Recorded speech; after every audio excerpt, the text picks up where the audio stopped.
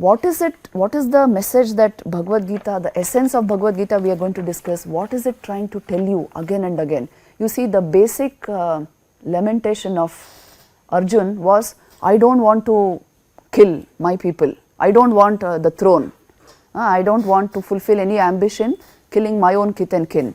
And what is the advice being given to him? The very first advice that was given to him is, Krishna raised his mind very high. He took him straight to the level of self-knowledge and told him who kills whom, what is being killed. ये भी थोड़ा सोच के देखो, what is death? If you are consciousness itself, what does death mean? It's just fall of body, isn't it? And Krishna tells him that I have already slain all these people who need to be killed. Nimitta matra bhava savya sachin, you just be the instrument now. Through the instrumentation of your body and mind, Prakriti will work. The divine force will work and have its work done. You just be the instrument. And that is why he gives him self-knowledge. Your own reality is neither that of the slayer nor the slain. What does he say in second chapter? The shlokas are very beautiful. You must listen to a few of these shlokas because they are very powerful. And the original Sanskrit, you must get acquainted with the words. See, he says, Nainam chindanti shastrani, nainam dahati pavakaha, na chainam kledayantyapo, na shoshayati marutaha, achedyoyam adahyoyam, akledyo ashoshya evacha, nitya sarvagata sthanur, achaloyam sanatana. This is your real nature being described. Nainam chindanti shastrani, weapons cannot cleave or cut the self, which you truly are. And fire cannot burn it. Water cannot wet it, air cannot dry it. It is not material substance, isn't it? It's consciousness. None of these can touch it. Achedyoyam, it is uncleavable. It cannot be cut by anything. Adahyoyam, it cannot be burnt by fire. And then it cannot be dissolved by water. It cannot be blown or dried by air. Because it is nitya, eternal. Sarvagata, all pervading. Sthanu, immovable. Achaloyam, it is constant, ever present, and sanatanaha, everlasting. This is the nature of the soul, which you truly are. This is your definition. So he raises his mind to that level, gives him that experience, that knowledge, and then that is why the third chapter is Karma Yoga. So go ahead and do your duty, being an instrument in the hands of the divine. So you see, this is a message being given out to all of us.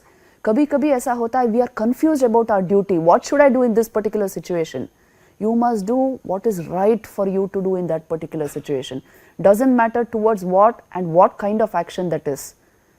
This action which Arjuna performed was actually for Loka Sangraha, isn't it? It was to bring peace to the world. If Duryodhana's reign in the world, what will the world be like? So the purpose of the divine incarnation is to show man his duty. And that is why he says, you just be the instrument in my hands and go ahead and do your duty. So you see, this is the eternal message of the Bhagavad Gita. Do your duty, do your duty, do your duty, it doesn't matter what. By doing your duty, you worship the highest Lord. That is worship of God. आपकी जो duty है, आपका जो according to your identifications, I told you, your duty is decided. Just now you are a student, tomorrow you will be engineers, you will be in very high leadership positions, you will be in managerial duties, you will be CEOs of companies. So at that time, be absolutely devoted to your duty. In any particular context, this is what should strike you. Your duty is what you are going to carry further on with you. है ना? कर्म ही हमारे साथ जाता है, और कुछ हमारे साथ जाएगा? Tell me. So, absolute commitment to duty. This is what is being told in Bhagavad Gita again and again. But that duty should be performed with a particular state of mind. If you do it in a state of frenzy or anger or hatred, लोग कहते हैं with passion you must do duty. But the Gita will tell you in tranquility you must do your duty. The mind should be tranquil. There are many verses to this effect. The mind should be in the state of yoga, then the karma you do will become karma yoga. You understand? The mind should be trained in this. Lord Krishna says, let me give you this particular verse.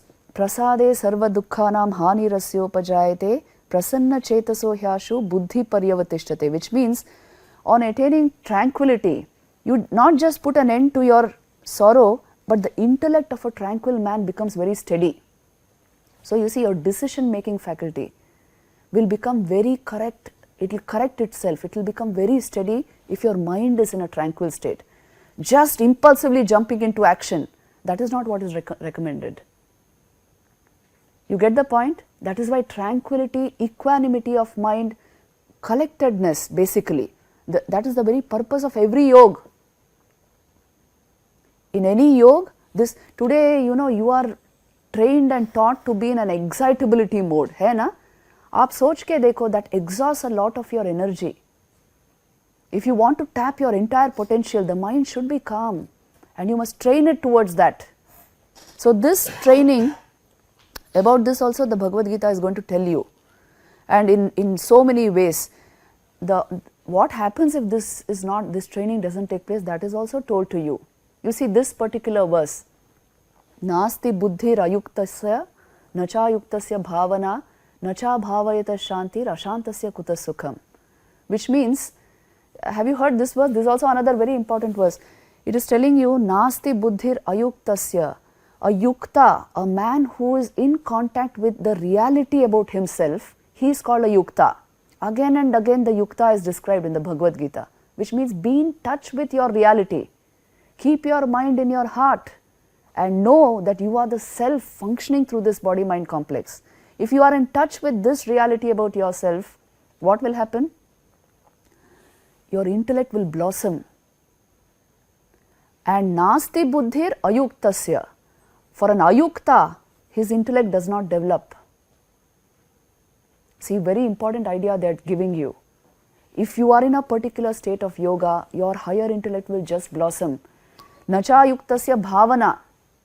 Even your mind will not remain steady.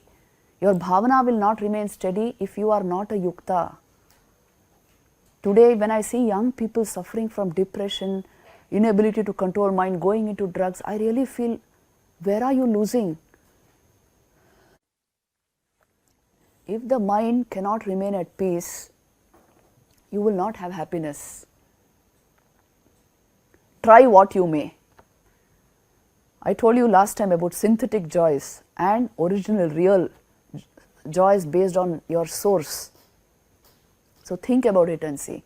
And then he also gives the way to control the mind, because you see, Arjuna is putting questions exactly like us. He says, चंचलम ही मन कृष्ण प्रमाथ ही बलवद दृढ़म. देखिए, सभी हमारी अवस्था भी यही है. देन ही सेज तस्याहम निग्रहम मन्ये वायोरिव सुदुष्करम. इसका मतलब है मन हमेशा चंचल रहता है ना?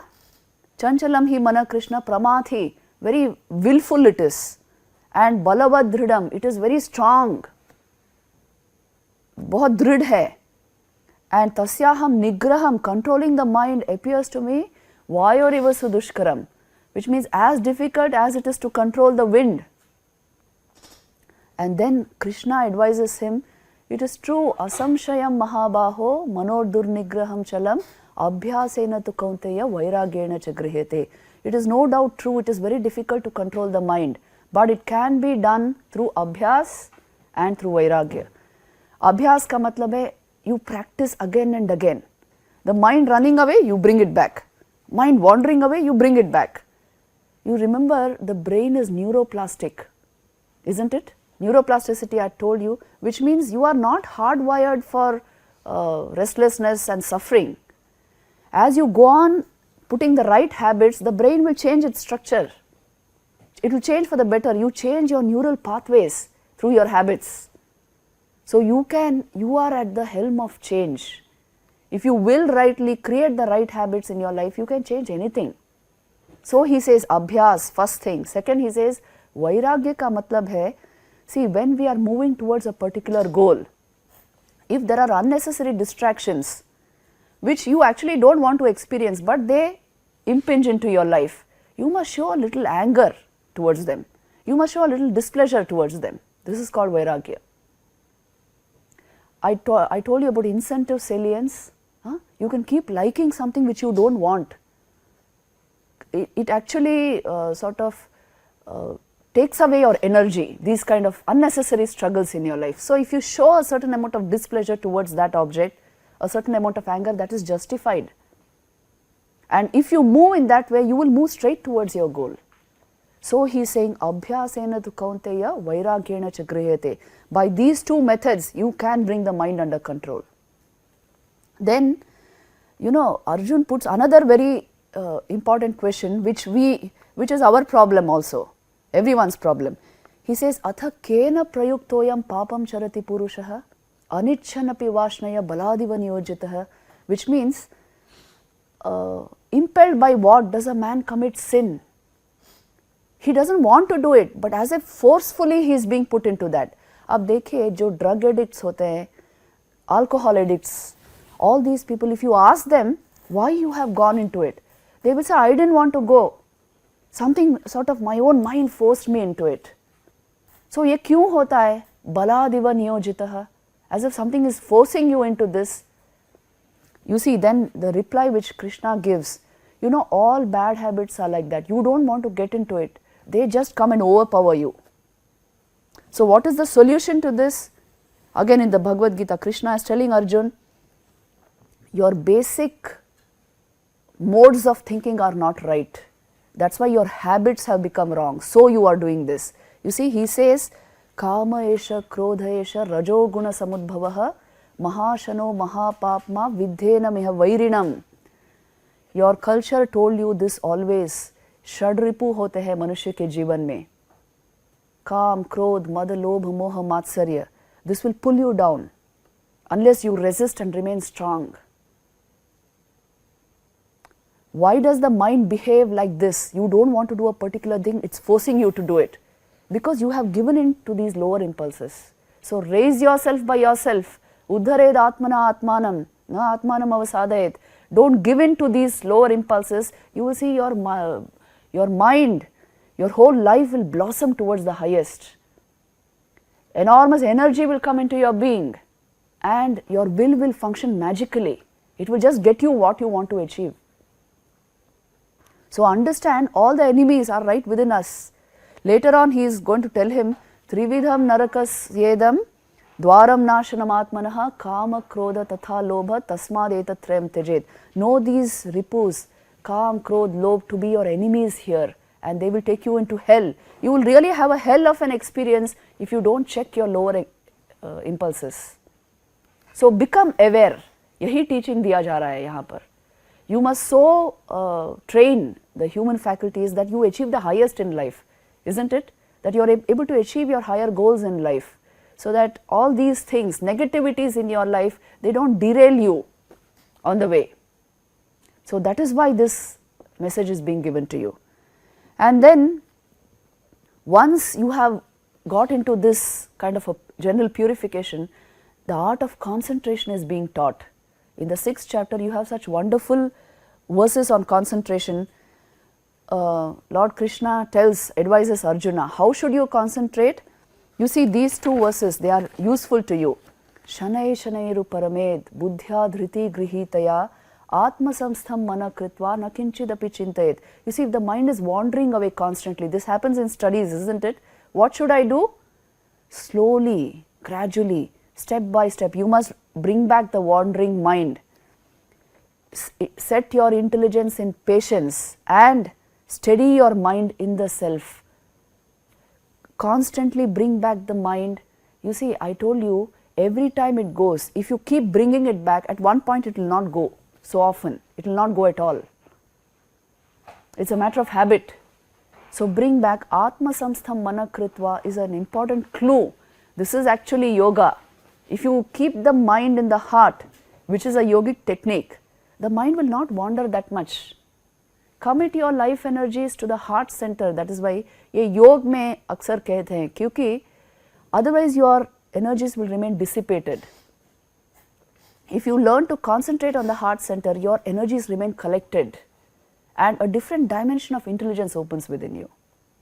आप करके देखो, थोड़ा सा कॉन्सेंट्रेशन, थोड़ा सा मेडिटेशन, 5 मिनट के लिए आप करके देखो, and you will see indeed you can be in charge of your energies and your mind will remain subdued, under your control, full of awareness, fully alive yet under control. You see what a beautiful state that must be. The thoughts you want come in, the emotions you want to feel you are able to experience. You are not carried away, you are not under your negativities. So you don't have to go into all these synthetic joys to keep you happy and delighted. So putting you in charge of yourself, this is what Bhagavad Gita is telling you. This is actually the essence of the Bhagavad Gita, elevating human life by oneself, by one's own faculties, training you to do it.